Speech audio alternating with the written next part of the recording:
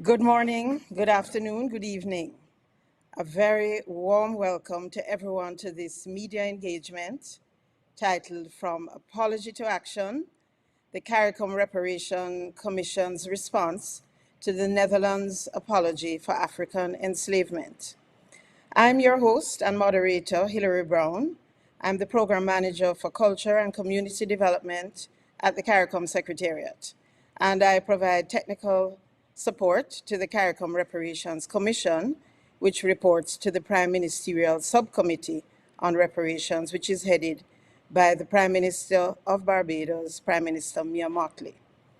A very special welcome to regional and international representatives of the media, to the CARICOM Reparations Commission, to representatives of governments and civil society, and especially to our young people.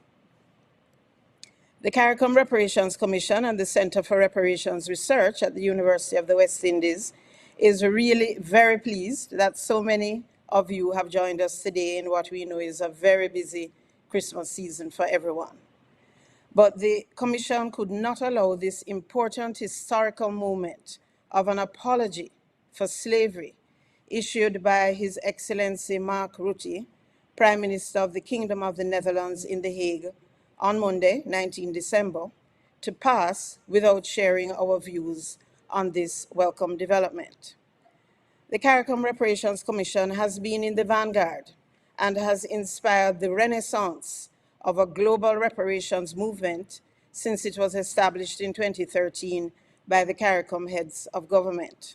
Our mission is to pursue reparations for native genocide and slavery from the relevant European nations that conceptualized, facilitated, and benefited from the transatlantic trade in enslaved Africans and the genocide of the indigenous people of the Caribbean for over 300 years in the Caribbean.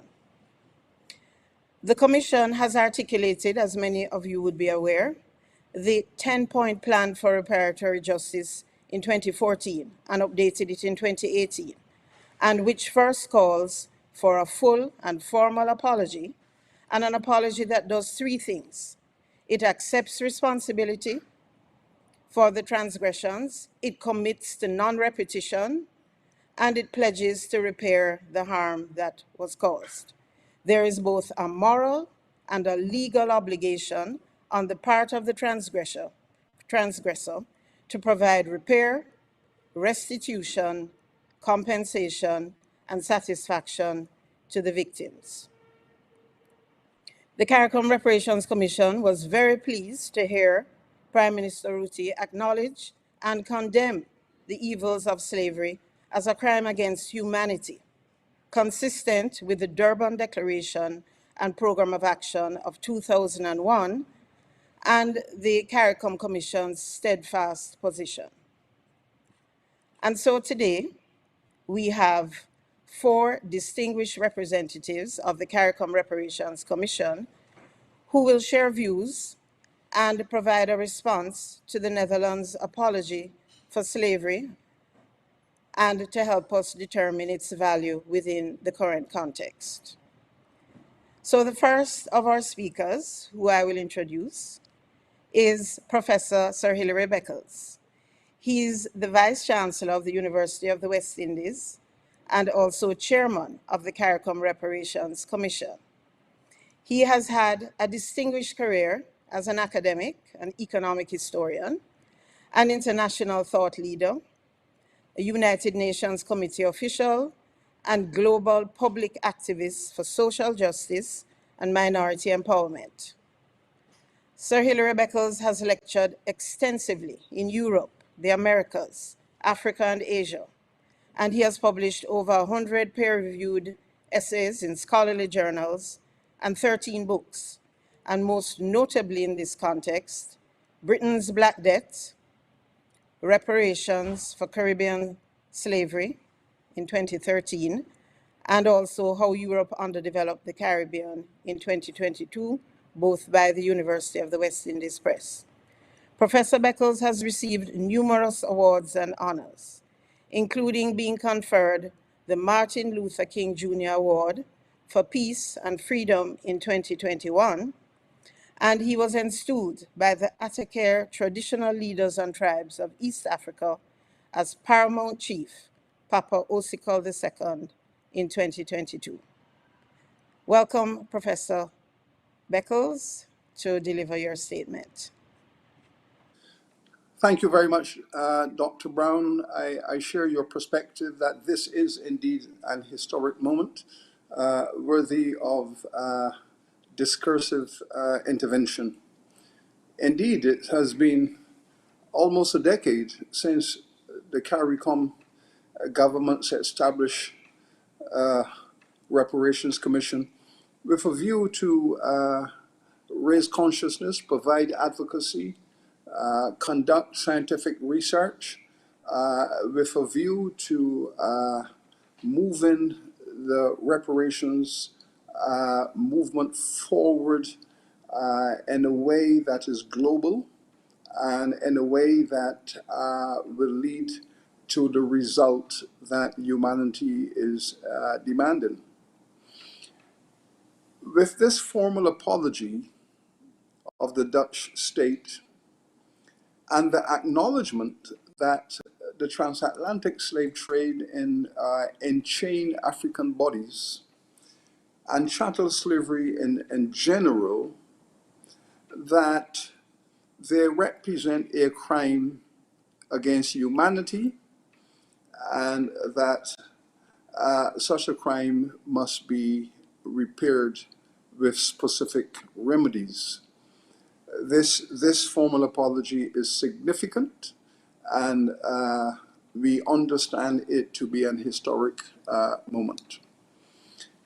Prime Minister Rutte, we believe, must be commended for this enlightened development that in effect establishes the Netherlands as the European state best poised at this moment to bring global leadership to this long and sustained call for reparatory justice. His statement moves us closer to closure in respect of the crippling criminal chapter in human history. We recognize, however, that this development is best understood as an internal conversation within the Dutch state. The Prime Minister did not bring to the table those who are the survivors of this historic crime. The victim communities in the Caribbean and beyond are therefore not stakeholders to this historic statement. So, historic though it is, the statement can be challenged and must be challenged on the basis that the Prime Minister did not seek the organized input and support of the Caribbean community and the reparatory justice movement in general. It is a statement that is unilateral in its conception and execution. And we are of the opinion that it is only multilateralism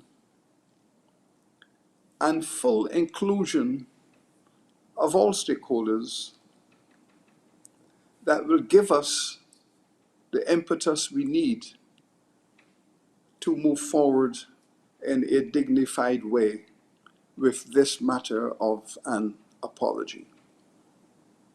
The marginalization of the victim communities will undoubtedly be experiencing this moment with deep ambivalence, but they will be concerned that it seems to emanate from an imperial consciousness rather than a democratic sensibility. Now, the significance, of course, is rooted in the history. The Dutch state was Europe's pioneer of the global slavery enterprise. For most of the 17th century, for example, the Dutch monopolized the transatlantic slave trade and provided the financing and the technology that enabled it to establish its empire based on chattel slavery, and to provide the resources that enabled the French, the Dutch, the Spanish, and the Portuguese to follow. As a result of this pioneering role, Amsterdam became the financial center of Europe and became the leading supplier of capital that financed New World colonization. The national enrichment from African enslavement was unprecedented. The Dutch community, with the wealth of slavery, with these crimes against humanity normalized and legalized, became one of Europe's most developed industrial states. It continues to this day to be an imperial nation holding a significant part of the Caribbean community in a state of colonial bondage. Critically, nonetheless, we acknowledge that the Honorable Prime Minister had described his statement as ending with a comma rather than a full stop. This metaphor is encouraging and offers hope for the future. The Caribbean Reparations Commission is keen to enable the Prime Minister, therefore, to complete this Dutch sentence. It looked forward to the next step, which must be a dialogue with nations and communities that continue to suffer and expect, therefore, to be treated with the dignity of participating in a dialogue with the Dutch state. Therefore, we believe that this circumstance can be reconciled in the second phase. And we are looking forward to meeting with the Dutch Prime Minister and his team, representatives of the Dutch state, to speak about the movement of this statement of apology into a development approach in which reparatory justice is at the center of the conversation. The Caribbean has made its point of view perfectly clear that reparations for the region is about the implementation of a development plan that seeks to clean up the colonial mess left behind in the Caribbean and to position the region to be more sustainable and competitive within the context of the world economy.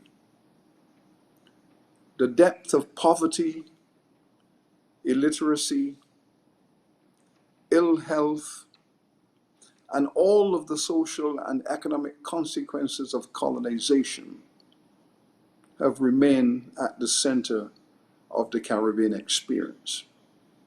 We believe that a dialogue of this nature can be the basis on which those states that have extracted wealth for hundreds of years from the Caribbean region can now participate in the development strategy and the development model that this region and its victim communities are entitled to.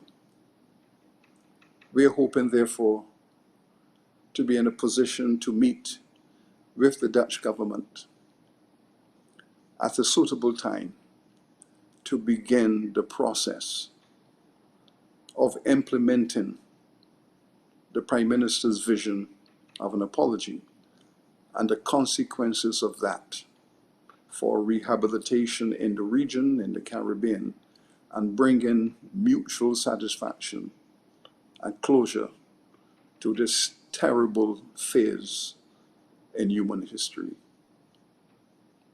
Thank you, Dr. Brown.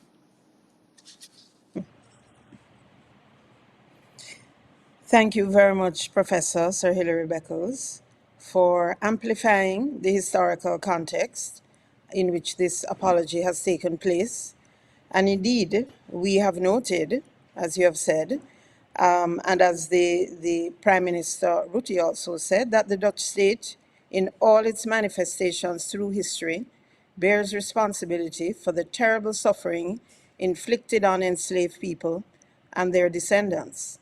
And he also spoke to three key words, which are very much in line with your statement, where he said acknowledgement, apology, and recovery are key to going forward. And so now I will introduce Mr. Armand Zundo.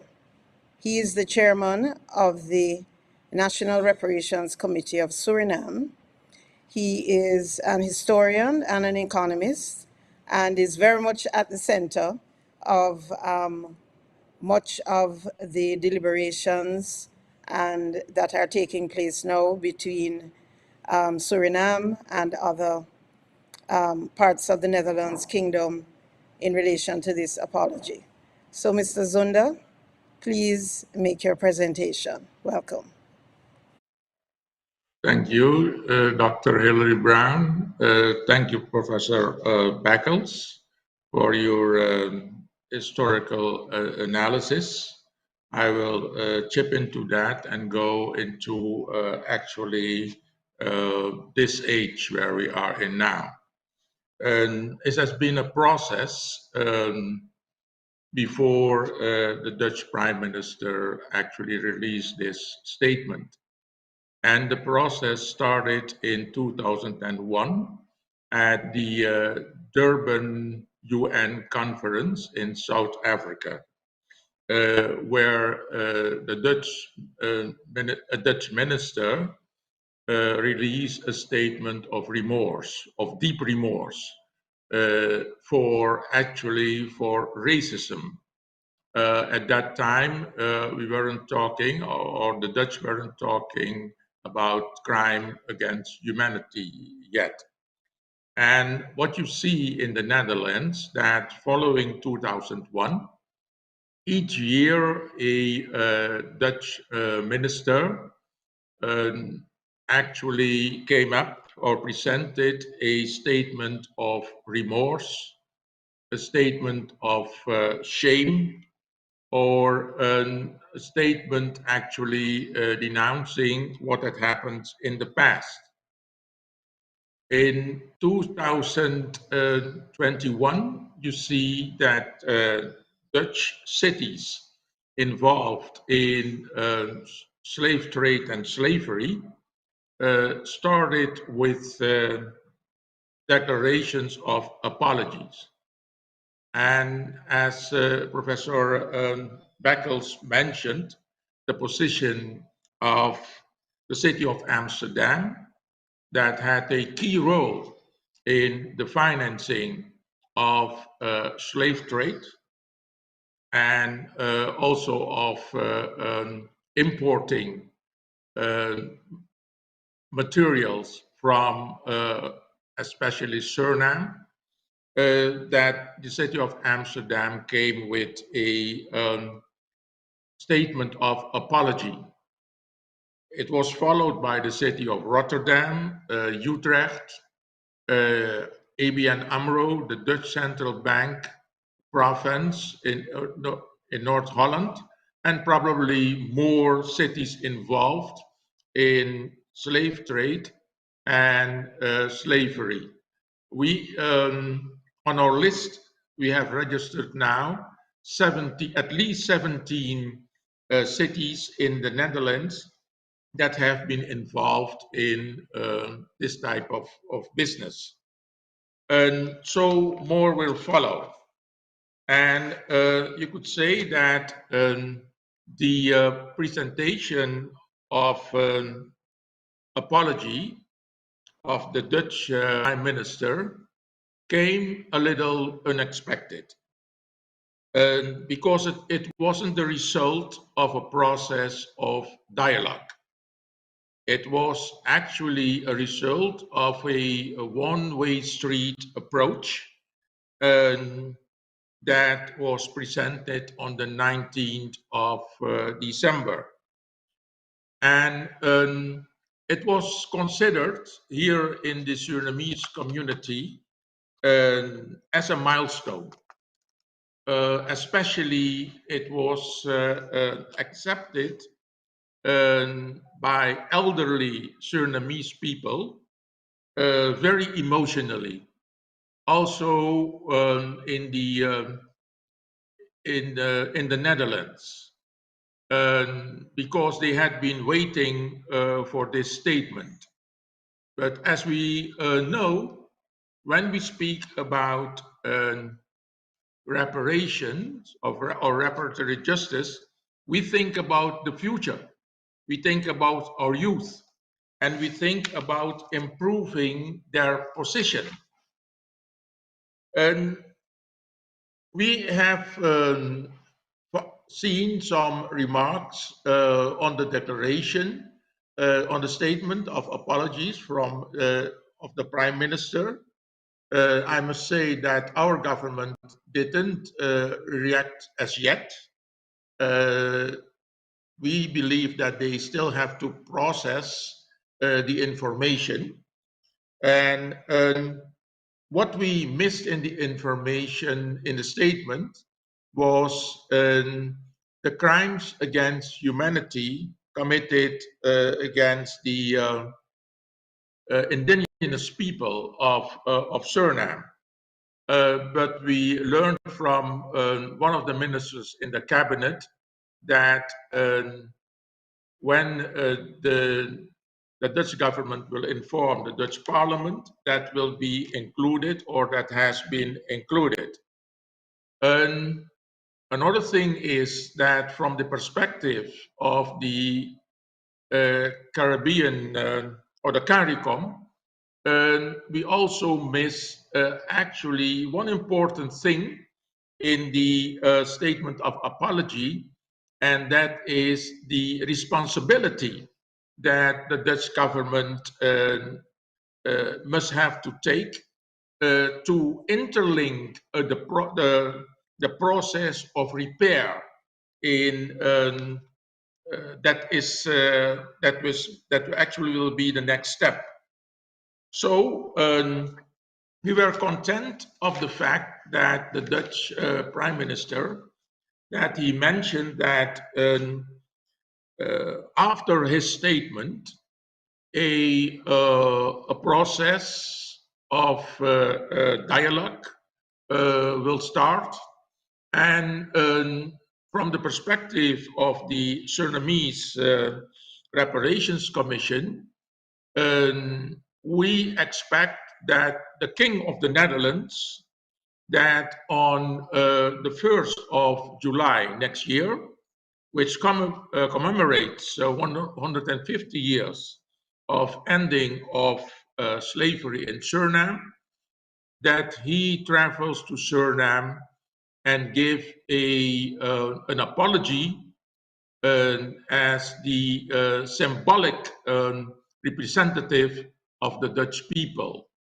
Meanwhile, before that, I think that from January on, we will start talking with the Dutch government, and of course, from the perspective of the CARICOM, you could say procedures, strategies, and which are actually laid down in the 10-point plan for reparatory justice. Thank you.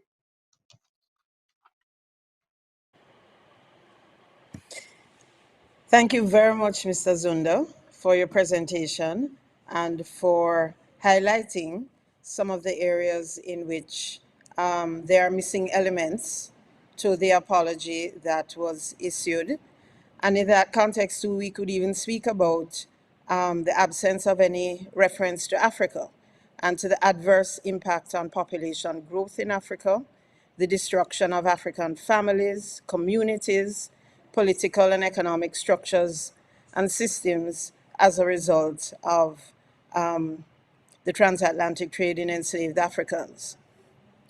And so there are a number of areas that we do need to address going forward. And to help us do that is our third speaker, Mr. Eric Phillips, who is a former White House fellow and is the chairman of the Guyana Reparations Committee. He's also a vice chair of the CARICOM Reparations Commission. Mr. Phillips is an executive member of the African Cultural and Development Association in Guyana, and he was the first president of the African Business Roundtable. He appeared on the cover of Business Week International magazine, and he also appeared on the cover of Black Engineering magazine when he was nominated as the U.S. Black Engineer of the Year. Mr. Phillips is a national awardee in Guyana, recipient of the Golden Arrow of Achievement for Youth Development, Entrepreneurship, and Community Development. He was installed by the Mzilikazi Kingdom of South Africa as Chief Eric Sifuzulu in 2022. Welcome, Mr. Phillips. Please make your presentation. Hello, everyone. Jambo. I bring you greetings from the former Dutch colony of Guyana, now known as the Corporate Republic of Guyana, when it gained independence from the British in 1966. We in Guyana were somewhat dismayed that our country was not mentioned in the apology by Prime Minister Mark Rutte, because Guyana was a Dutch colony from 1616 to 1812, a period of 196 years. Yes, 196 years, not 20 or 50 or 100, but almost 200 years. The British, in contrast, enslaved Africans in Guyana from 1812 to 1838, a period of just 26 years. Of course, the British, after emancipation in 1838, had Guyana as their colonial property for another 128 years. So Guyana was enslaved and colonized for over 3 centuries. In addition, indentureship also began under the British and lasted from 1838 to 1917. But what do we know about the Dutch in Guyana, and why was Guyana not mentioned in the apology? In 1621, the government of the Netherlands gave the newly formed Dutch West India Company complete control over a large trading post in Essequibo. The Dutch West Indies Company was a major owner of many plantations that produced cotton, tobacco, and sugar for more than 170 years. And at one time, there were over 300 Dutch-owned plantations in Guyana. Today, an indelible Dutch legacy lives in Guyana through the names of many of our villages, such as Good Fortune, Eiflug, Vredenhoek, Virgin Nugent, Denham, De Wever, Holland, Herstelling, Goodread, Sparendam, Wakenham, which is the birthplace of my African grandmother and my Amerindian grandfather. Today, the capital city of Berbice is named New Amsterdam. We also have Dutch streets named such as Vissingen and Dutch forts such as Fort Zeelander and Fort Kaiko overall. Even today, much of Guyana's legal and land conveyancing systems are legacies of the long period of Dutch colonial administration. Dutch enslavement lives in the minds of every Guyanese because Guyana's national hero, Coffee, was the leader of the 1763 Berbice Rebellion. So every Guyanese is aware of Dutch ownership of Guyana. Coffee was an Akan man from West Africa who was enslaved in Ghana, branded, and brought in chains to Guyana as a very young man. He led the Berbice Slave Rebellion, which began in 1763 and ended in 1764. And by the way, most people don't know that Coffee's first letter to Dutch Governor Wolfert Simon van Hoogen was written in Dutch.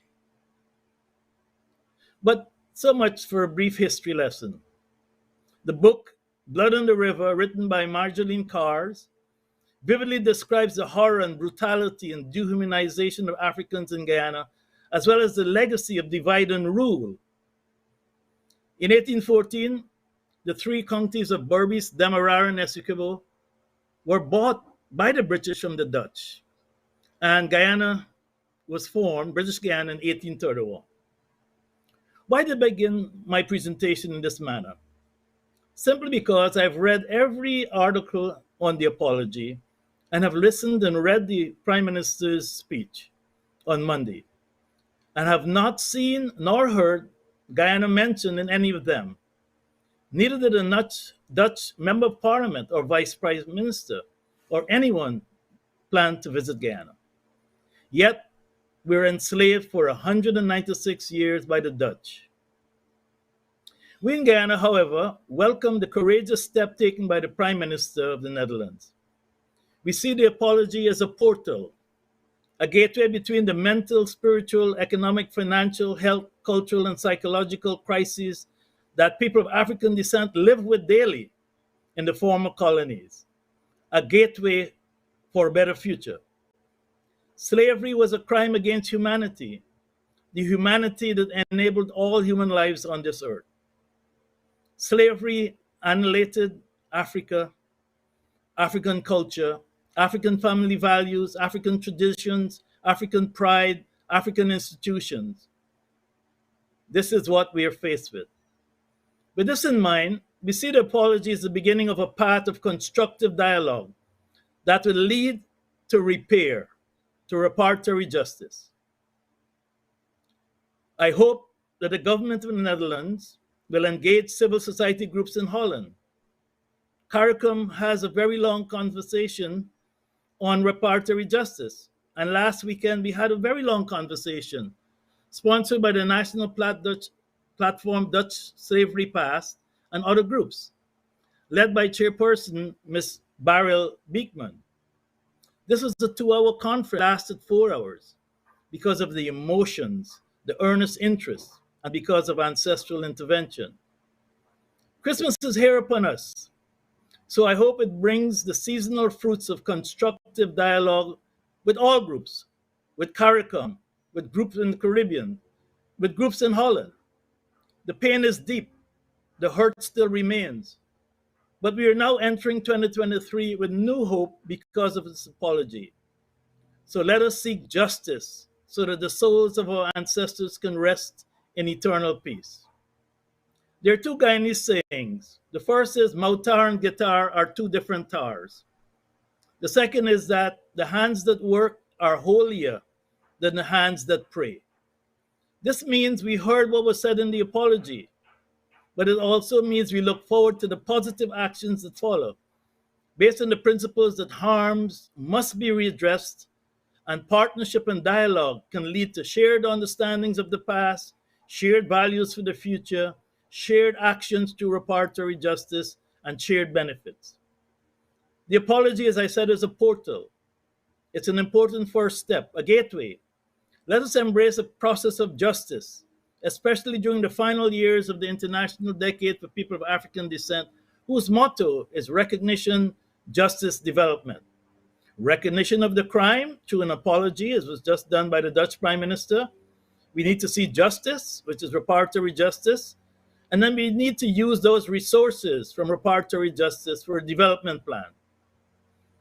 So, in the name of our ancestors and generations afflicted by racism, discrimination, and mental slavery, and what's going on today, on behalf of all Guyanese, I bid everyone in this press conference God's grace, and we look forward to a dialogue leading to reparatory justice. Thank you.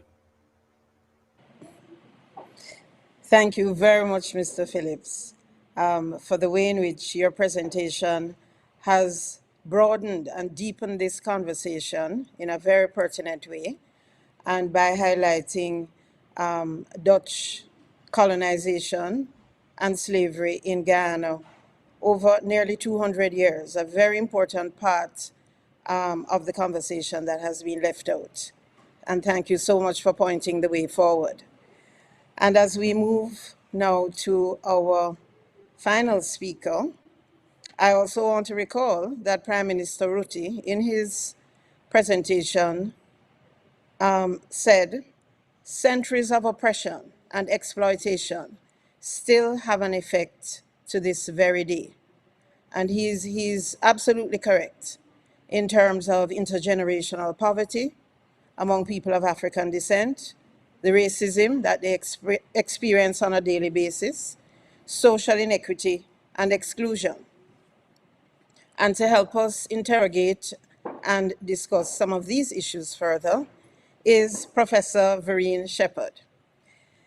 She is a graduate of the University of the West Indies and the University of Cambridge. Professor Shepherd is Professor Emerita of Social History at the UWI and a former university director of the Institute for Gender and Development Studies. She's a former chair and now a member of the Jamaica National Council on Reparation, and she's one of the vice chairs of the CARICOM Reparations Commission. Professor Shepherd is the current director of the Center for Reparation Research at the University of the West Indies and has been very busy as chair of the UN treaty body, the Committee on the Elimination of All Forms of Racial Discrimination. Welcome, Professor Shepherd. Please make your presentation. Thank you very much, Dr. Brown. Good afternoon, good morning, good evening, wherever you are, to everyone, and welcome to the various media houses that have joined this press conference today.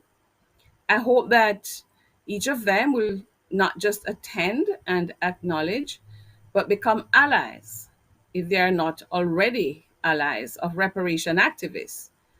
And I urge them to carry our stories or news throughout the year, not just when we have these events.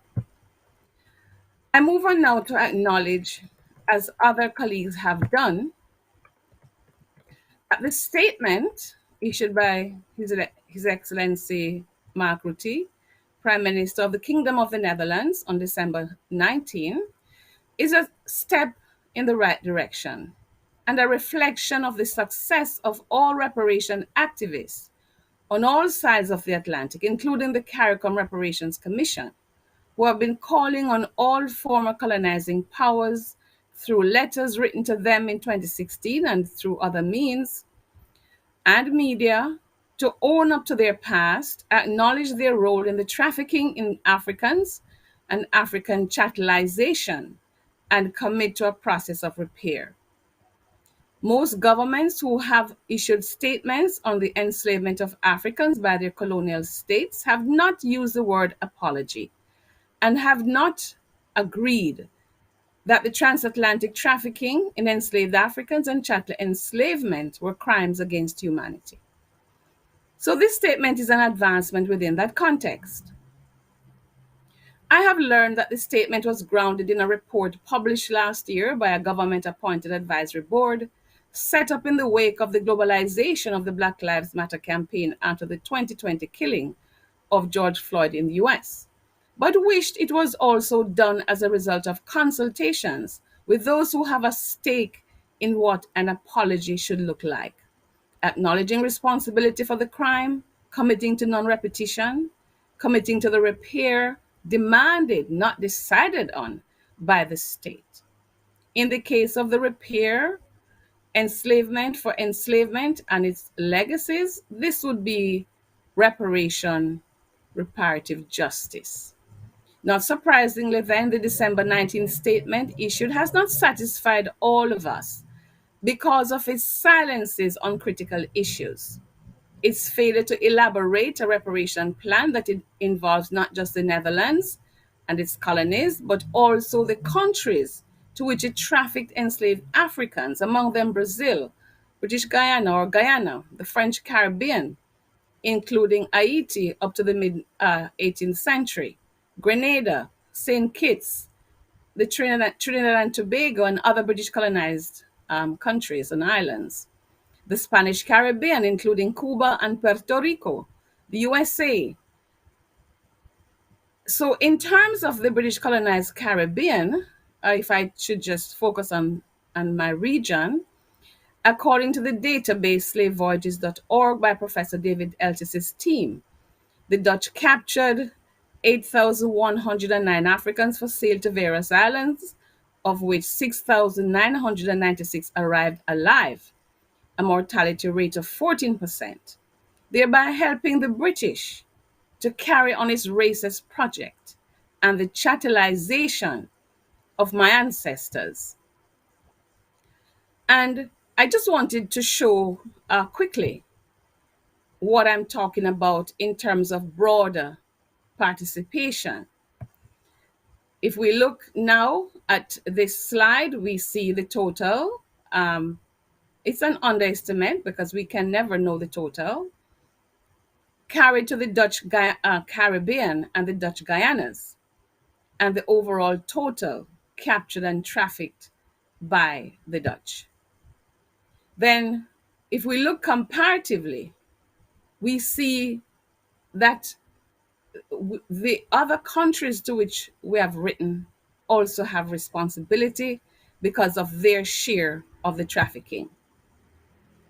And so we are saying it wasn't just the Dutch Caribbean, but there's responsibility for other Caribbean countries and Spanish America and other places to which the Dutch trafficked Africans. But the Kingdom of the Netherlands has acknowledged its role as a state that carries on responsibility for past atrocities, and I encourage all other former colonial powers to which the CARICOM reparations sent letters to issue their own apologies instead of replies setting out their social and philanthropic actions in the Caribbean, reminders of their activism on modern-day slavery, reminders of their grants and loans since independence, and statements of deep sorrow, regret, and remorse that stop short of taking full responsibility for a crime against humanity and acting on the CARICOM 10-point plan for reparatory justice. Finally, I note that the statement by His Excellency Prime Minister Rutte recognizes that there is a connection between the ideologies of the past and the ideologies of today that continue to hold one race superior and another inferior. As a reminder, the report on which the PM relied for evidence for many aspects of his apology has said that institutional racism in the Netherlands, and I quote, cannot be seen separately from centuries of slavery and colonialism and the ideas that have arisen in this context, end of quote. Consequently, Prime Minister Rutte stated that, and I quote, centuries of oppression and exploitation still have an effect to this very day in racist stereotypes, in discriminatory patterns of exclusion, in social inequality. And to break those patterns, he says, we have also to face up to the past openly and honestly, end of quote. Confronting that history, Prime Minister, requires rooting out current practices that do violence to the bodies and souls of people of African descent living in all parts of the kingdom.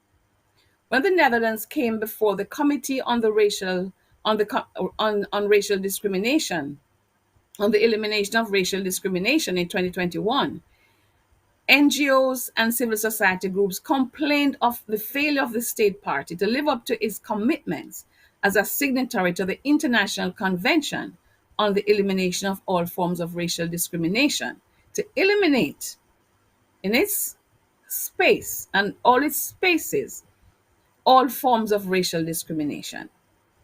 NGOs and civil society groups complained of disrespect for ancestral sites and culture, continuing psychological harm, being targets of hate speech, including on social media, racial profiling, which CERD addresses in its General Recommendation 36 of 2020, anti-Black racism, insufficient attention to the recommendations of the Durban Declaration and Program of Activities, and the Program of Activities for the International Decade on People of African Descent, and the continuation of cultural celebrations that mock those with true Black skins. I hope that the anniversary of emancipation in 2023 will provide an opportunity to focus on reparatory justice as set out in the 10-point plan of CARICOM, and not become a celebration or just a celebration of the role of the state in emancipation, and that those plans will acknowledge the atrocities like what happened on the 18th century slaver, the Louis then, when the captain and the crew left 700 enslaved Africans on the ship, the deck nailed down so they could not escape, while they jumped ship to avoid the sinking and their own possible death. This has been considered the single largest human tragedy in Dutch maritime history and in the history of the transatlantic trafficking in enslaved Africans. We look forward to the Prime Minister's engagement with the people whose ancestors were victims of the crime against humanity that he has unambiguously acknowledged, because those whose ancestors were victims of this crime have complained that they have not been consulted ahead of December 19 and continue to be affected by racism in all parts of the kingdom. So that's my wish, so that together, what you have started, Prime Minister, can truly make a difference and help to heal the wounds of the past, insofar as reparatory justice can play a part in that. Those who should benefit from this apology have complained that the government has ruled out reparation, but will set up a 200 million euro educational fund for initiatives that will help tackle the legacy of slavery in the Netherlands and its former colonies, and its colonies as well. Apologies, awareness raising, and educational initiatives are all important, but I urge the Netherlands to listen to the demands of the people and also work with the CARICOM Reparation Commission and other reparation commissions, committees, task forces around the world to ensure that the comma becomes a full stop on a script that is collectively written. Thank you very much. Thank you very much, Professor Shepherd, for your presentation, for giving us both a historical and contemporary context, and for highlighting many of the contradictions, the human suffering that many enslaved Africans or ancestors experienced through the slave trade and through chattel enslavement in the Caribbean. Thank you so much for, and indeed to all of our presenters, to Professor Sir Hillary Beckles, to Mr. Armand Zundo, to Mr. Eric Phillips, and to Professor Shepherd for the way in which they have amplified the issue and have given us the various dimensions, issues to consider, issues that have been included, even as we celebrate this move by the Netherlands government and call on other governments of Europe to do likewise. We recognize that there is still quite a bit more work to be done. So at this point in our media engagement, we're moving to the point where we can now hear from our media participants, and there may be others who have questions as well. And so what we will do is we will be allowing media to raise questions directly through the Zoom platform, and we will also be monitoring questions that will be coming through the Facebook pages of UATV, the CARICOM Secretariat, and other social media ones that are in use. And so we will allow the technical team just a couple of minutes to convey, to reorganize, and then to facilitate the first set of questions from our media, regional and international media participants. We Yes, will I be think we're assisted. about, Dr. Brown, to begin the process and to invite the first of the questions from our media partners. And just a reminder to the members of the media to state your name and the media house before you get into your questions. I recognize Dennis Chabral of Ghana.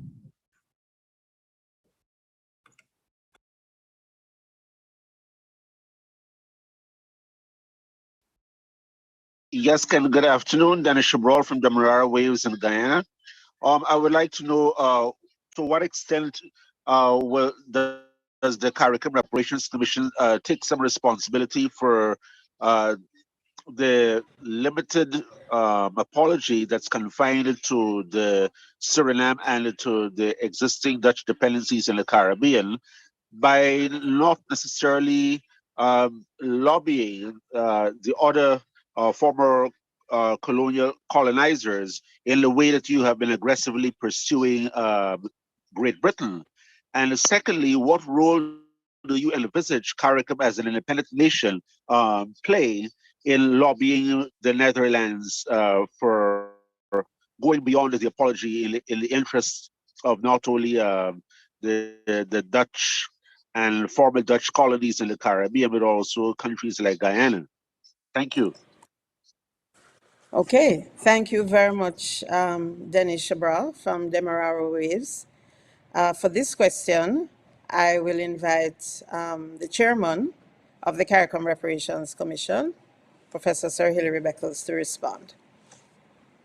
Thank you, Dr. Brown, and of course, I'm appreciative of the significance of the question. As you heard from our presenters, this has been an ongoing dialogue with communications with all of the governments of Europe. Our colleagues in the Dutch-speaking Caribbean have been engaged in this conversation with the government of the Netherlands for some time. The Caribbean diaspora in the Netherlands have been very aggressive in promoting a civil society conversation in the Netherlands. Many of us on the CARICOM Commission have traveled to Amsterdam, to Rotterdam, to speak to civil society groups, to engage with provincial governments. So we have been on the ground in the Netherlands for many, many years.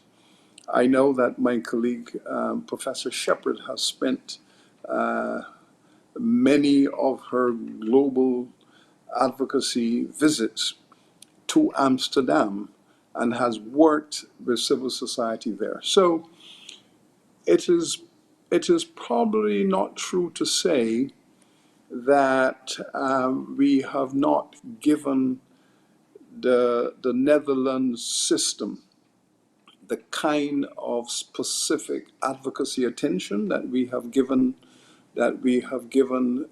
to Great Britain. So both the Commission members as well as civil society groups in Suriname and Guyana and the Antilles, Aruba, Curacao, and St. Martin have been very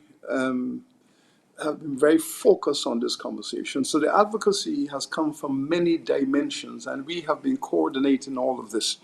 I'm not sure if you have seen the statement from the Prime Minister of St. Martin, a very clear statement. And civil society in St. Martin is, very dissatisfied with the nature of this development and how it has taken place. So we cannot take that kind of responsibility for the specific nature of the Prime Minister's statement. As I said, we commend him and his government for acceding to what we have been calling for, that they have taken this step. Other governments in Europe have resisted taking this step.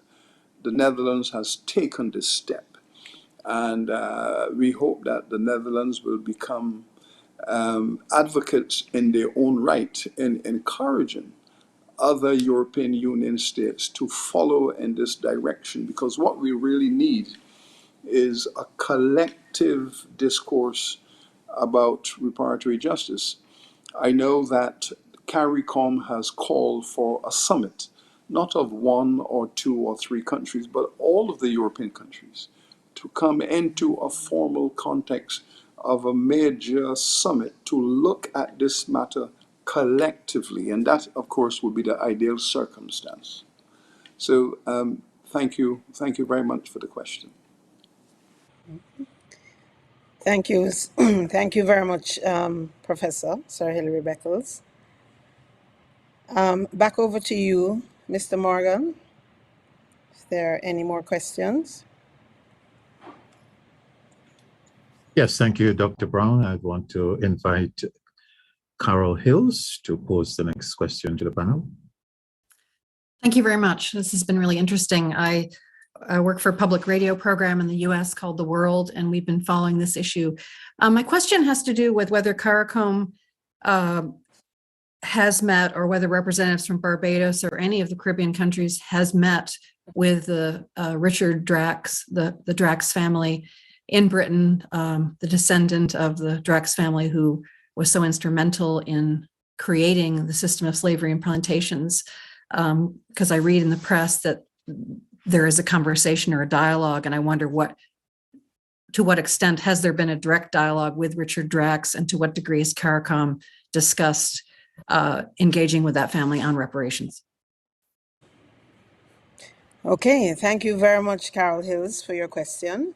Again, I will invite Professor Beckles to respond, and I think that Professor Verene Shepherd may also want to bring in a bit of the Jamaica dimension on this issue, of the Drax issue. Thank you. Okay, well, thank you, Carol. As we move from conversations about states and governments and how we expect them to respond to these demands for development support through reparatory justice, from time to time, we have to deal with individual families as well as institutions like banks and insurance companies and all of those other organizations that extracted wealth through the criminality of enslavement.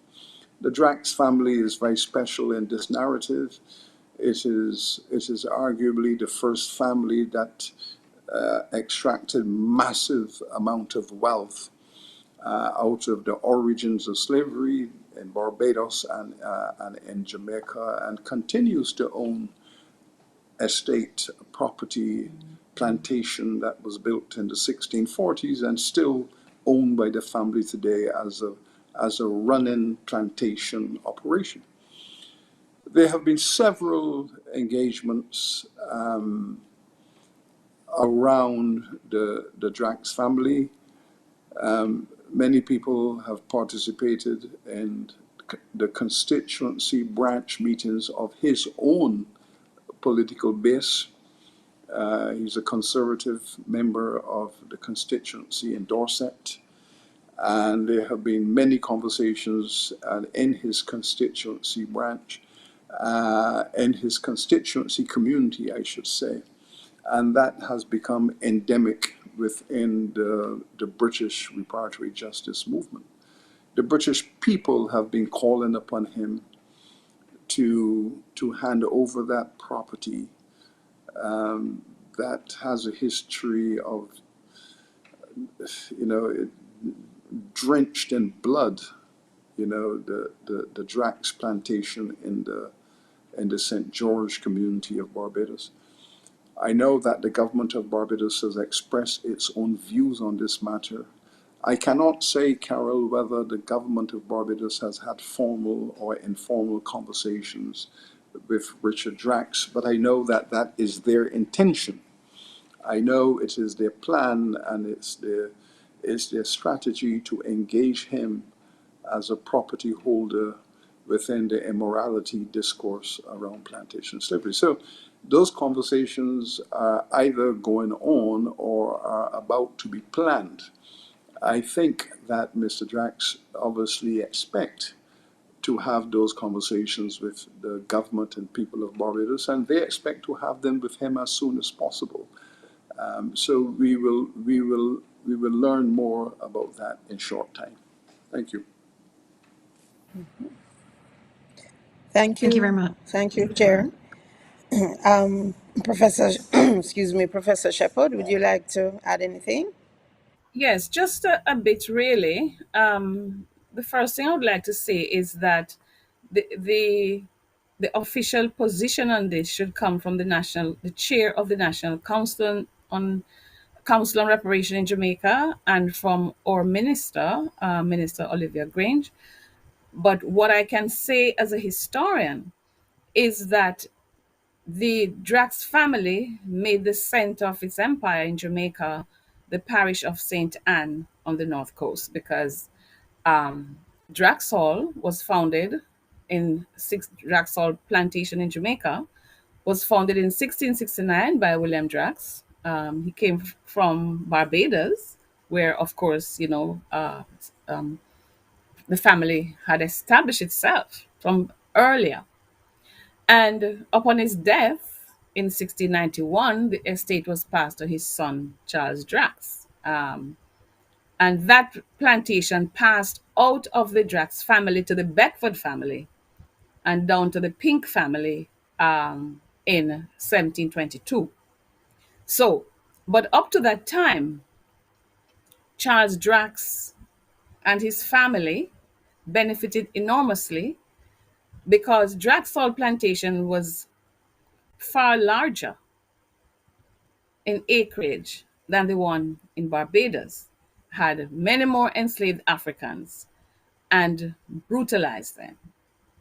And when the plantation in Jamaica was probated in 1723, there were 307 enslaved Africans, 167 male, 140 female, and 120 children. And the total value of that plantation was over 8,000 pounds sterling at the time. So we're talking about a profitable plantation that brought wealth and power to this branch of the family. Charles Drax was a member of the assembly, and his racist ideologies would have infected and influenced political actions in the country. And he never freed any enslaved African until his death in his will. And we honor these ancestors, and also a hope that because of the profitability and the ways in which the profits help to enhance this political and social status and economic wealth of the Drax family down to the present members, that a reparatory justice conversation will also be held with us in Jamaica. Okay, thank you very much, Professor Shepherd, for amplifying on that issue. And we actually have a question from one of our social media sites, and it has to do with decolonization in the Netherlands Kingdom. So the question is, how can CARICOM facilitate the quest of the Dutch islands to shake the yoke of present-day colonialism? What could be the CRC's role in this? Professor Beckles, I don't know if perhaps you might want to offer a view. I believe that any of my colleagues can opine on this matter, but we in the Caribbean have been committed to decolonization for centuries. We are at the tail end of decolonization. Most of the countries in the region have moved out of that colonial situation, but there remain sections of this colonial imperial world that we must not take for granted. The decolonization is not complete. The United Nations had established a committee to deal with this matter in the 50s and 60s, but that committee seemed to have lost its direction, if not its focus. And therefore, it is easy to argue that some of the inhabitants of these societies that are still colonies might not wish to move in independent circumstances. But therein lies the issue. If a people are so colonized, so deeply colonized, so oppressed in terms of their actual resources to education, to health, to the infrastructure of good community living, if you are so dependent upon the imperial power to make those resources available, and then you ask the question, do you want to continue to receive these resources from the imperial government, or do you want to be independent? The answer is sometimes not surprising, because people are kept in such an oppressed and dependent situation that it becomes difficult for them to contemplate the consequences of breaking away from that colonial scaffold. And this is why colonization is such a wicked and evil system, because it does not say to the people, we have colonized you, we have extracted your resources, we have dominated you psychologically, and yes, we want to give you independence, but within the independence process, which is our duty to support, we don't wish you to suffer a diminished standard of living or other related consequences. So the independence has to be associated with a development plan. It has to be associated with, at least for 20, 30 years, the persistence of certain benefits and certain injections of capital, so that the people are given a real choice. A choice that will not lead to anxiety and fear, but a choice that will be associated with sustainability, with development, so that the choice can be made in a positive way. And the Dutch government, like the British government and the French government, that have colonies in the Caribbean, have to break free of that approach to the discussion and give assurances to these people who have so long been held down and exploited. Give them assurances that with their independence will come sustainability, will come support, and will come development investments for a specified period of time until they are able to build the independence from a legacy of dependence. So that is how it has to be looked at. And this is why we have to say to the European colonial powers that still dominate Caribbean people, you have to commit to the liberation of these communities and associate that liberation with economic sustainability, which is your responsibility to assure after this long history of extraction and domination. Thank you. Thank you very much, Sir Hillary. I will go back now to Mr. Morgan, if there are any questions from the media to be Thing, posed live. Dr. Yes, Brown, could indeed. I add something quickly? Sure, please, Professor Shepherd, Just go ahead. to thank the chair for excellent elaboration and answer to that question. I just wanted to add another dimension.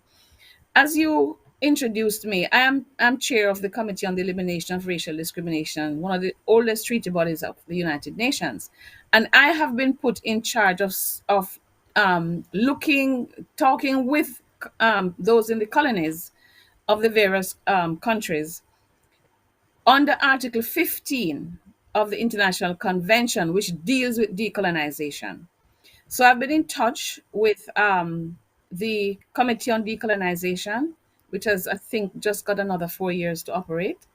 And I've been, in that capacity, I've been holding dialogue with the colonies, some of them, especially in the Dutch colonies. And the UN recognizes 17 of the countries that are not decolonized. For some reason, the Dutch colonies fell off. The British overseas territories are still there, and some others. So we have been working, and many members of CARICOM have visited the Dutch colonies, spoken there about reparatory justice and decolonization, and we continue to do so. One trap we have, of course, is that many of these imperial powers are insisting that there must be a referendum, and there must be, in some cases, 2/3 majority for. But some countries are not given even that option. But I wanted to say that from where I sit at the UN, we continue to have this on our radar, but that my colleagues on the CRC and other reparation committees have been visiting, giving lectures, speaking within the Netherlands, that part of the kingdom, and within the Caribbean about this issue. And we issue statements to these countries when they come before the CERD and ask the questions and confront them with the NGO's views on what is happening on the ground in those countries. Thanks, Dr. Brown. Excellent. Thank you very much, Professor Shepherd, and thanks for the advocacy, really, in this area. So going back to Mr. Morgan, Kendall Morgan, do we have any journalists, press persons who would Yes. like to pose a question live? Yes, we do. I'd like now to invite Jacinta Vigilance soon, and after her, Ivan Cairo.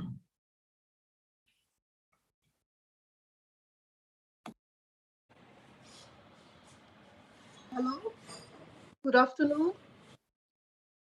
Good afternoon. We're hearing you. Yes, we're hearing you. Yes, Please go ahead. yes, thank you. Well, I had a few remarks concerning the speech of Minister President Marco Rutte. It's remarkable that we noticed that indigenous peoples were not mentioned in the speech. Guyana is missing, was missing in the speech, and also the Maroons from Suriname. I think it's been due to the fact that in the process in the past 20, 30 years, there was no active involvement of these groups in this process, and from the Netherlands, because the initiative was taken by groups in the Netherlands, and I think that's one of the main things that we should take up now. In the next steps. I found the speech of Minister President Rutte business-like. I didn't really, I mean, it was correct. It was correct. The facts were named, but I couldn't go too in the deep of it, you know, emotionally. But what is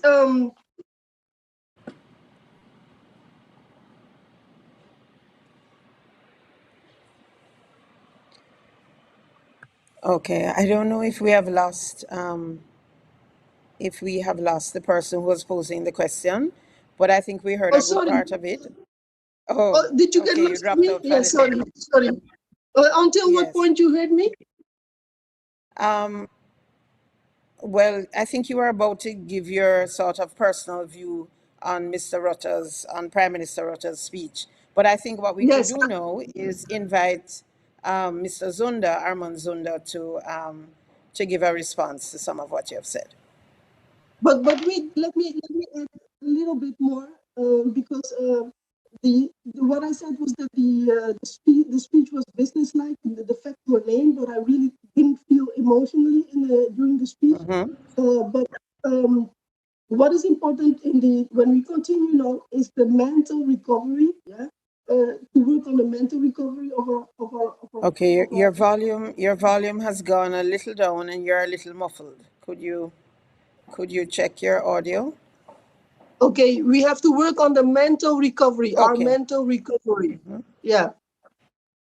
Okay, And on the excellent. unity of our groups. We have to work on the unity. Okay, thank you very much. Those are very pertinent points. Mr. Zunda, would you like to respond? Well, yes, of course. The first remarks of Mrs. Vigelandso concerned the missing information on the indigenous people, the Guyana, and the Maroons. With reference to the indigenous people, that is quite right. But as I said before, that in the letter to the Parliament of the Netherlands, the Dutch government has included the indigenous people. So that is one.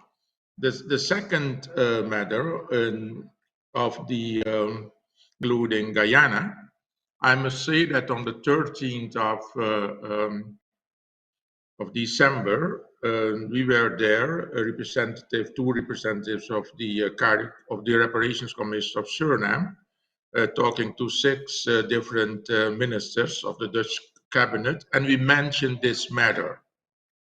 But I think that the hastiness in which this apology was prepared, and also the fact that, which I also mentioned, that it looked more or less like a one-way street.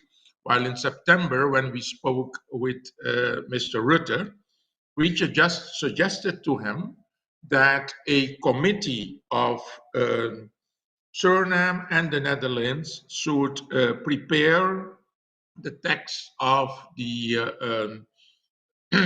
of the apology, and that is one. And when we were in Holland last week, we actually had the help of three lawyers in the CARICOM of the suggested by the CARICOM Reparations Committee to prepare a text on the apology, which was also passed to the Dutch government. So they had an example regarding that.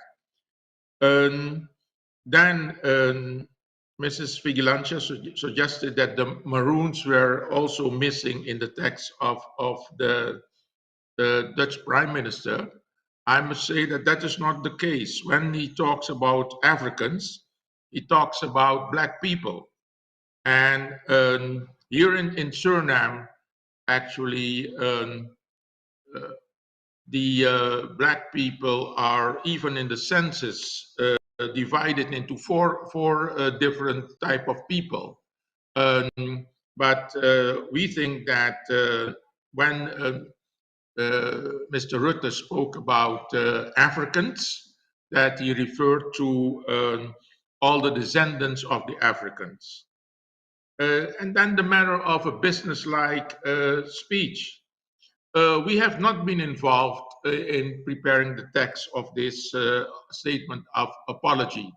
Maybe then it would be more non-business-like, you could say. And regarding the mental recovery, I think that that is right. Actually, we will have to fight a strategic fight against mental slavery and give the people their rights back and the way of thinking that they had before. But that's a process. And regarding unity, this morning we spoke with people of the government, and I think that they made it clear to us that the uh, Reparation Commission of Suriname has to take the lead in this process, because they don't like the division and the fact that many groups or committees are suddenly arising, and we are really discussing the matter of taking the initiative and talk to all the organizations and committees that are popping up at the moment. I hope that I went into most of the questions that were raised by this lady. Thank you so much, Mr. Zundo. And I think it's important to say too that our national reparations committees are working with very limited resources, really with a big heart, and really with the kind of determination to do the kind of public education and to keep up the advocacy and to be in the vanguard of the movement in spite of the constraints. And in fact, that brings me to a question that I would love to direct to Mr. Eric Phillips, which has to do with the mobilizing of people and engaging more persons, building a broader reparations movement regionally and internationally. And the question has been raised, how do we, as interested academics, and I imagine other civil society actors, how do we get engaged in this process? I want to give my time and energy to this cause. So if you could speak a little to the kinds of partnerships and the kinds of stakeholder engagement that national committees are engaging with, and the way in which persons can show their support. Mr. Phillips, thank you. Thank you, Dr. Brown. First of all, let me address it through the formation of the National Reparations Committees. These committees have African organizations, youth organizations, land advocates, lawyers, doctors, indigenous people.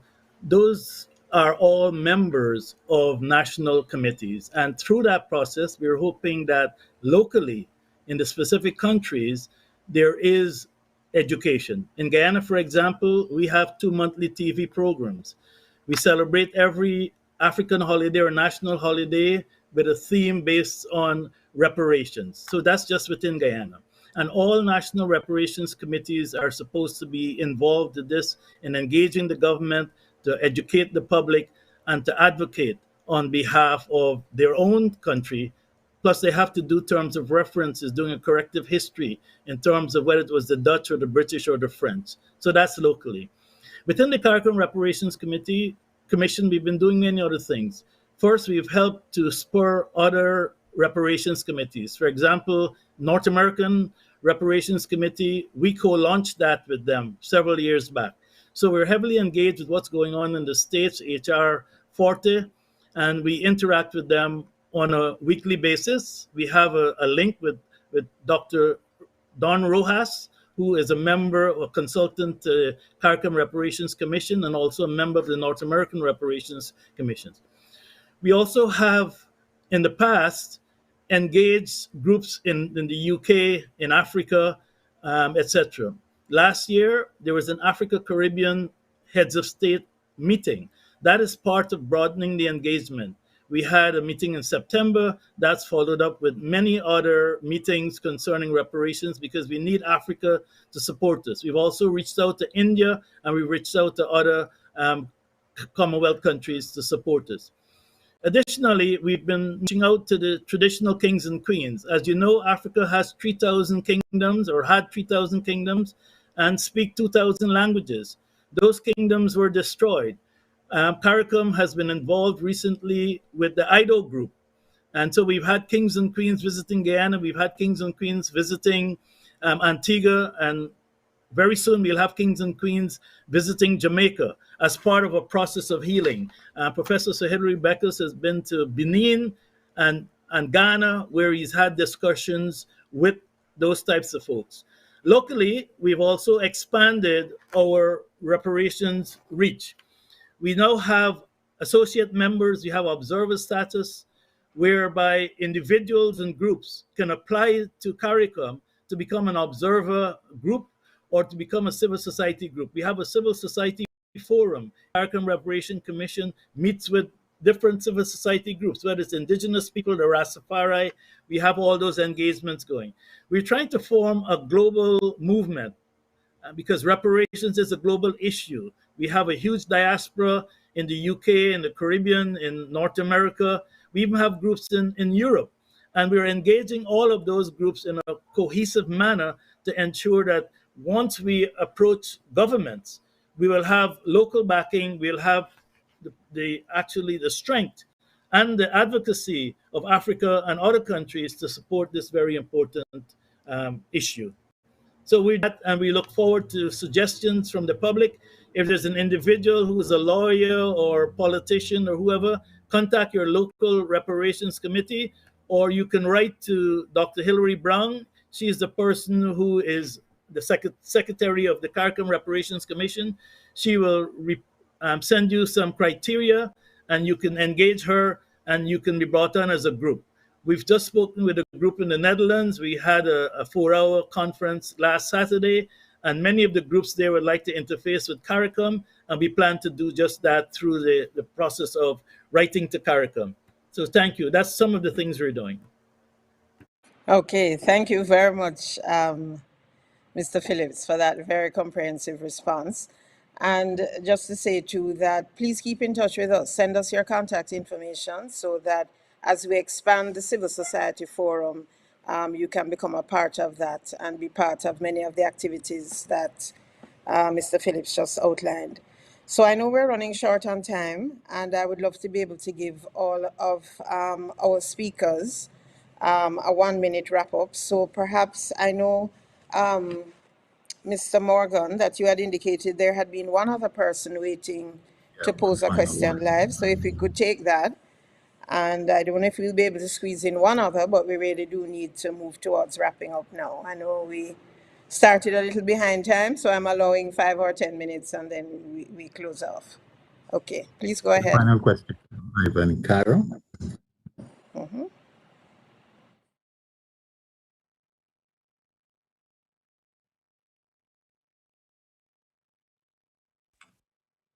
You're muted, Ivan.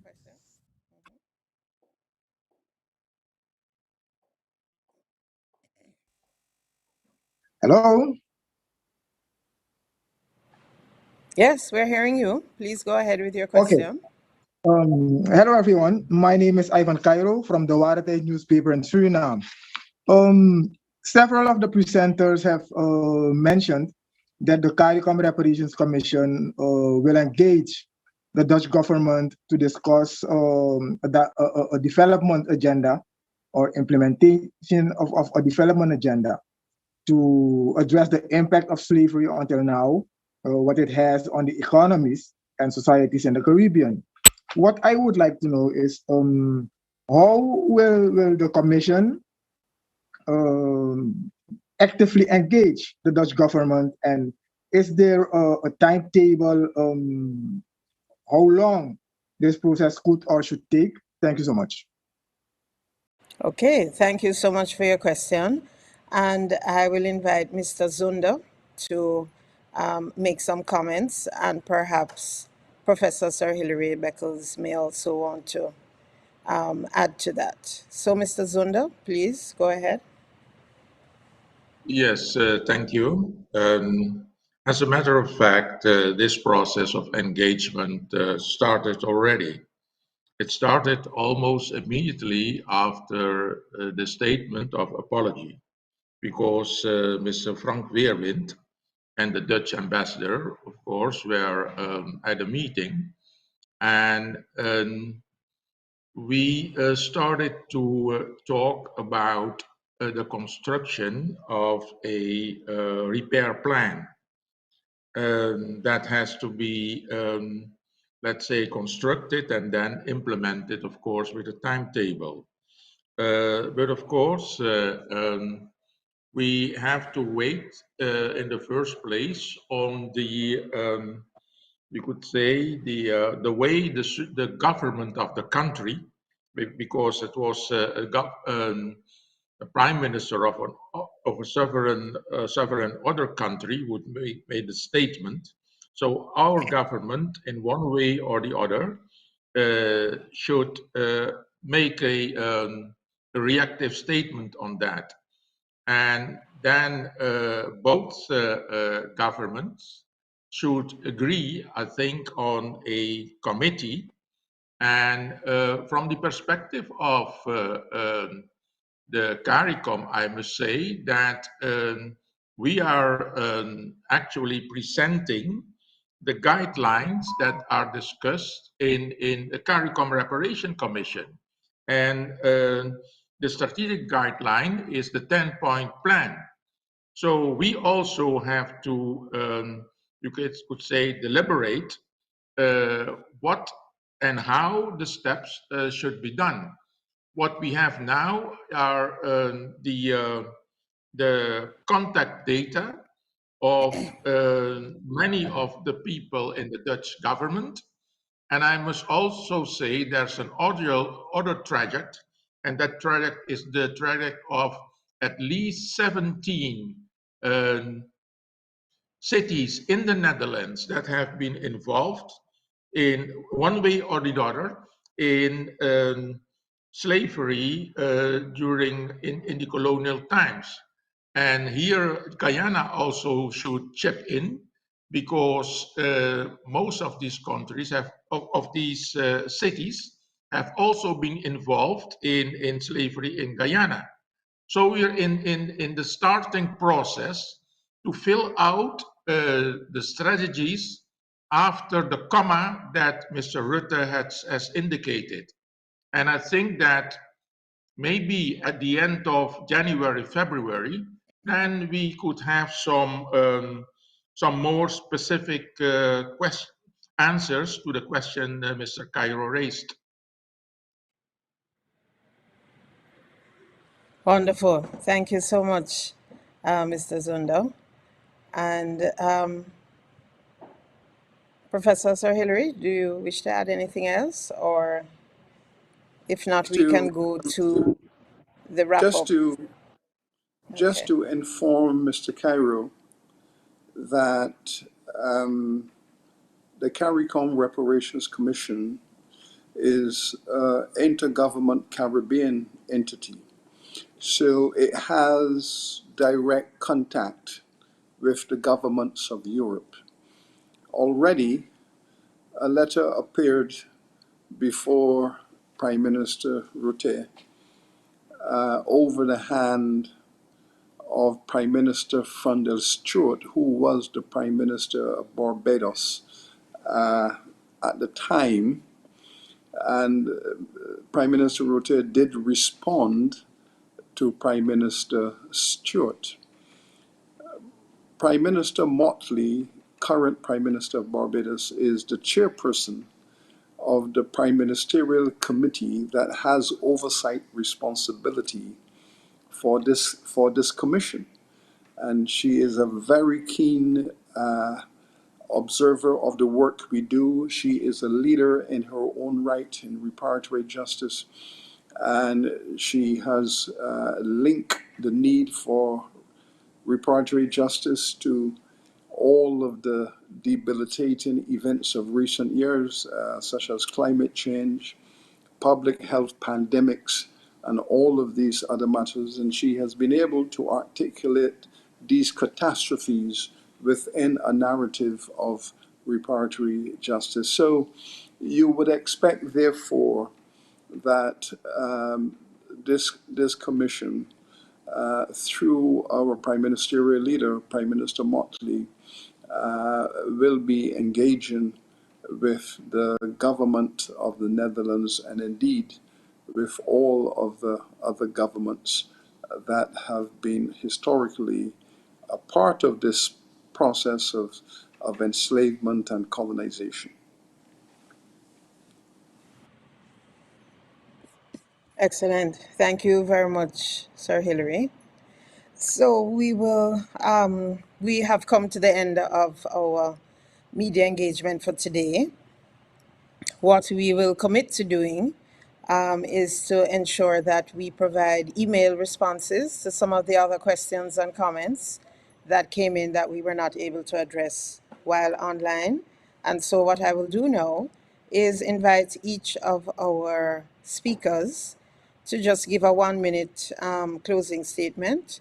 I will begin with Mr. Eric Phillips, then I will go to Mr. Zundo, then I'll go to Professor Shepherd, and then last to Professor Beckles. So, Mr. Phillips, please go ahead. Any parting thoughts that you would like to leave with our global media audience and our other stakeholders? Thank you. Thank you, Dr. Brown. The apology is important. It's a portal. And I hope that the Dutch government, hand in hand with the diaspora and with CARICOM and CARICOM leaders, take the next bold step to walk through that portal and seek a repair program. This is how we will get justice, and this is how we will heal both us who were enslaved and our descendants, as well as the Dutch people. It's a healing process. Reparatory justice is not just financial, and it must be, because the business of reparations is business, because the business of slavery was business, and the politics of slavery business. So we have to approach this from a moral point of view, but understand that it's underpinned by business. And I hope the Dutch government will move from apology to action, and that action is reparatory justice. Thank you very much. Thank you very much, Mr. Phillips. I will now move to Mr. Zundo for your closing remarks. Yeah, thank you, Dr. Brown. I would like to speak out a wish, and that wish is that the process of dialogue that starts now, and that the Dutch government considers that it's important to introduce a good two-way street dialogue in the process to come. The second thing is a big challenge. The challenge is that other European governments, that they start to look at the Dutch process and that they follow up, so that the global movement that has started from the CARICOM since 2013, that now it becomes a global dialogue between the CARICOM countries and the European countries who did the damage in the past, and that for the coming years that we can start repairing what went wrong in the past for the future. Thank you. Thank you very much, Mr. Zunda. I will go now to Professor Verene Shepherd. Very much, Chair. The first thing I'd like to say is that I'm happy to see where we are, and I applaud all the reparation activists who have, in a sense, brought us to this stage. I commit to continue to be a part of this movement and to work with like-minded activists in all parts of the kingdom, working with my National Council Reparation colleagues and colleagues in the CARICOM reparation movement, as well as all civil society actors. In fact, I thank civil society all those in various parts of the kingdom who helped the Center for Reparation Research, which I direct, to gather information as I gave speeches around the parts of the kingdom, and also to conduct the research in the Center for Reparation Research. And finally, the journalist from Guyana asked us a pointed question about other participants in the trafficking and the Dutch, why some were excluded. Just to remind that in my paper, I did point out that the apology and reparation must extend to other parts of the Caribbean, not just Guyana, but more broadly, because the reach of the Dutch was wide in terms of capital, trafficking, technical know how in the sugar industry, which, by the way, they gave to enslavers in Barbados, including the Draxes. So, thanks to all those who joined, and we look forward to answering questions that may have come in the chat, but which are urgent for all of us. Thank you so much. Thank you so much, Professor Shepherd. And now we go to Professor Sir Hillary Beckles. Thank you, Dr. Brown. Well, the reparatory justice movement, which is the world's largest movement, civil society, is really a conversation between those communities that have been the victims of this crime against humanity, the largest crime against humanity in the modern world, and those who have been the beneficiaries of these crimes, mostly the governments and states, as well as the private sector organizations, banks, insurance companies, and other landowners and church and so on. So it is a conversation. But from the point of view of those of us within the historically victimized communities and those who are continuing to suffer the effects of colonization, it is for us a development vision. It's a development strategy. It's about upliftment. It's about investing in our communities to build wholesome and sustainable communities, to pay off the debt that is owed to these descendants who have provided centuries of free labor to these states. So it's a conversation of repair and balance. And from that point of view, each time a participant makes an intervention, there will be discursive consequences. And so the government of the Netherlands has made an important intervention that triggered this conversation, hopefully in a holistic way, so that we can move in the right direction, stage 1, stage 2, stage 3. So it has been an important moment, and this conversation here today hopefully will move us into the second phase of the conversation between the government of the Netherlands and those communities around the world that have been the victims of the actions of the Dutch state and its institutional supporters. Thank you. Thank you so much, Professor Beckles. So it remains only for me to again express a debt of gratitude to our speakers today. I would like to thank UATV for hosting this media engagement and for all the technical work that goes on behind to make it possible, and to thank the CARICOM Secretariat and the staff of communications led by Mr. Kendall Morgan, who have also been providing support, and to thank the media for coming out at such short notice to hear our response to the apology issued by the Kingdom of the Netherlands. And finally, to say that this movement for us is about social justice, human rights, and about addressing one of the darkest chapters, in our view, in the history of the world, to address these crimes against humanity that were committed. And so again, I underscore the call made by all of our speakers for the countries of Europe to do as the Kingdom of the Netherlands has done and accept liability for their respective actions and to commit to repair. The conversation has only just begun. Reparations now. Thank you.